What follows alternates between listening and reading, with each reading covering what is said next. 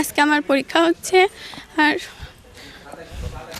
সবাই পরীক্ষা দিচ্ছে আর আমি এখানে। স্যার ওই লোক এখন আমার অ্যাডমিট ঠিক করবো বলে রাজশাহী যায় বসে আছে, এখন পর্যন্ত আসেনি। ওর ফোন বন্ধ করে রাখিছে, এখন ওর জন্য আমার পরীক্ষা দেওয়া হচ্ছে না। আমি চাই ও যেন চরম পরিমাণের শাস্তি পায়, যাতে আমার মতন আর কোনো শিক্ষার্থী সে এরকম সর্বনাশ করতে না পারে।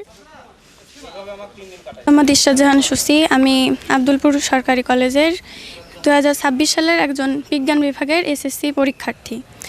আমাদের রমজান মাসের মধ্যে ফর্ম ফিল আপ শুরু হয়েছিল। তখন ফর্ম ফিল আপ যখন আমি কলেজে করতে আইছিলাম, মানে ফর্ম ফিল আপ অনলাইনে করতে হবে, তখন আমি করিমপুর বাজারে অনলাইনে জমা দিতে গেছি। তখন কম্পিউটারের সমস্যার কারণে আমাকে বলেছে যে তুমি কলেজে যাও, কলেজে গিয়ে স্যারদের বলো। তখন আমি যখন কলেজে আইছি, তখন কলেজ তো তখন ছুটি ছিল, অফিস খোলা ছিল। তো আমি কলেজে আইছি, সেই সময় অমিত সরকারের সেই লোক আমাকে বলেছে যে আজকের মধ্যে টাকা জমা দিতে হবে। পিয়ন, লাইব্রেরির পিয়ন, সে আমাকে বলেছে যে আজকের মধ্যেই টাকা জমা দিতে হবে, না হলে হবি না আমার কাজ। তো আমার তো কোনোভাবে আমাকে তো টাকা জমা দিতে হবে, না হলে তো আমি ফর্ম ফিল আপ করতে পারবো না। সেই জন্য আমি ওই স্যারের ভরসায় আমি টাকা দিয়ে গেছি। তারপরে সেই স্যার সে অনলাইনে জমা দিলেও তো একটা রসিদ দেয়, যেটা কলেজে জমা দিতে হবে। তাহলে ওই স্যারও আমাকে বলেছে যে তুমি এই দিন আসো, যে এই রসিদটা নিয়ে যাবে। সেদিন আমি যখন আইছি তখন বলেছে যে এই রসিদের দরকার নাই, যে কলেজে জমা দেওয়া হয়ে গেছে তোমার, তাহলে তো এখন জমা দেওয়া লাগবে না। পরে অনেক দিন আমি জিজ্ঞেস করেছি যে আমার ফর্ম ফিল আপ হয়েছে কিনা, আমাকে বলেছে যে হ্যাঁ তোমার সব ফর্ম ফিল আপ হয়েছে, অ্যাডমিট আসবে যেদিন সেদিন তুমি অ্যাডমিট নিয়ে যাবে। তো 30 তারিখে আমার যেদিন অ্যাডমিট দিছে, 29 তারিখে দিছে।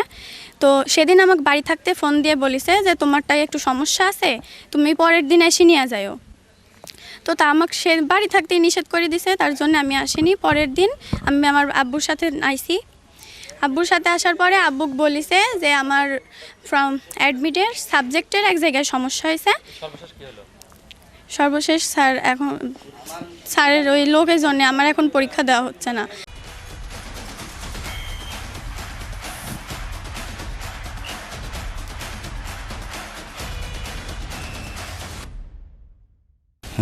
আমার মেয়ে 2026 সালে বিজ্ঞান বিভাগের এসএসসি শিক্ষার্থী ছিল। সে মেধাবী ছাত্র, এই কলেজের একজন, টেস্টে খুব ভালো রেজাল্ট করছে। ফর্ম ফিল আপের সময় পাশে করিমপুর বাজার, ওখানে ফর্ম ফিল আপ করতে আসার পরে কম্পিউটারের একটু সমস্যা ছিল। ওখানে বলে যে কলেজে যাও, যা দেখো কি বলে ওরা, এখানে তো কাজ হচ্ছে না। তারপর ও কলেজে আসে, কলেজে আসার পরে তখন রমজান মাসের সময় ফর্ম ফিল আপ চলছিল। তখন কলেজ ছুটি, অফিস খোলা ছিল। তখন কলেজে আসে আমার মেয়ে একা, তো সেই সময় ছাত্রছাত্রী তো নাই। তখন একজন অফিস সহকারী অমিত সরকার, তার সাথে দেখা, সে বলে যে হ্যাঁ এখন তো সমস্যা হচ্ছে, কলেজে জমা দিতে হবে টাকা, তো আজকে দিয়ে যেতে হবে, কিন্তু তাহলে কাজ হবে না। স্যার যখন কম্পিউটার কাজ শুরু হবে সার্ভারের, তখন আমরা কাজটা সারব। এই বলে সে আমার মেয়ে বিজ্ঞান বিভাগের জন্য 3500 টাকা নেয়, নিয়ে রেখে দেয়। তারপর চলে যায় আমার মেয়ে। তার পরবর্তীতে যখন এসে জিজ্ঞাসা করে যে স্যার আমার কাজটা হয়েছে কি না, হ্যাঁ তোমার কাজ হয়েছে, রিসিভ আমি অফিসে জমা দিছি, তোমার কাজ হয়ে গেছে, তুমি চলে যাও। মেয়ে পরীক্ষা দিতে পারছে না, এই যে এখানে আমার মেয়ের কী হবে স্যার? আমার মেয়ের পরীক্ষা দেওয়ার ব্যবস্থা করার জন্য স্যারের কাছে আসছিলাম, একটা অভিযোগপত্র দিলাম। এখন স্যার কী করবে সেটা তার ব্যাপার। আমি চাই যে এই অমিত সরকার এই কলেজে না আর কোনো ছাত্রছাত্রীর সর্বনাশ করতে না পারে। আচ্ছা, আমাদের প্রতিষ্ঠান থেকে এবারে 371 জন শিক্ষার্থী ফর্ম পূরণ করেছে, এবং এই 371টা অ্যাডমিট কার্ডই আমাদের এসেছে। তাদেরকে আমরা অ্যাডমিট কার্ডগুলো বিতরণ করেছি, তারা অলরেডি আজকে পরীক্ষা দিচ্ছে। তো ফর্ম পূরণের তালিকায় যারা আছে তারা সবাই পরীক্ষা দিচ্ছে। এই মেয়েটি ফর্ম পূরণ করেনি, হ্যাঁ, আমাদের কাছে এই তথ্য আছে যে এই মেয়েটি ফর্ম পূরণ করেনি। কিন্তু কালকে সকালে যখন আমি কলেজে এসেছি, তখন যে ছেলেটাকে সে টাকা পয়সা দিয়ে ফর্ম পূরণের জন্য আশ্বস্ত হয়েছিল,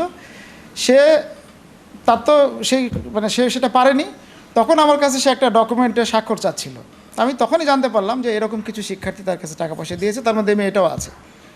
তো এখন এই মেয়েটি যেহেতু আমাদের রেগুলার কলেজের যে নিয়ম অনুযায়ী ফর্ম ফিল আপের সিস্টেম ছিল, আমাদের নোটিশ অনুযায়ী, সে সেটাতে অংশগ্রহণ করেনি।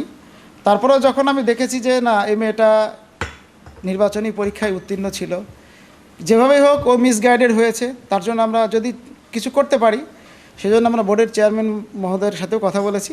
কিন্তু যেহেতু নির্ধারিত ডেট পার হয়ে গেছে, এমনকি আজকে পরীক্ষা, গতকালকে আবার ব্যাংক হলিডে ছিল, মানে অন্যগুলো নয়, এই মেয়েটা যেহেতু আমাদের টেস্টে উত্তীর্ণ ছিল, এর জন্য আমরা যথেষ্ট চেষ্টা করেছি, কিন্তু সে কারণে সেটাও আমাদের পক্ষে সম্ভব হয়নি। তবে এই যে কর্মচারী যে এই কাজটা করেছে আমাদের এখানে, যারা তার দ্বারা প্রতারিত হয়েছে, বিশেষ করে এই মেয়েটা, তারা যদি কোনো লিখিত অভিযোগ দাখিল করে, আমরা অবশ্যই সে কর্মচারীর বিরুদ্ধে বিভাগীয় ব্যবস্থা নেব ইনশাআল্লাহ।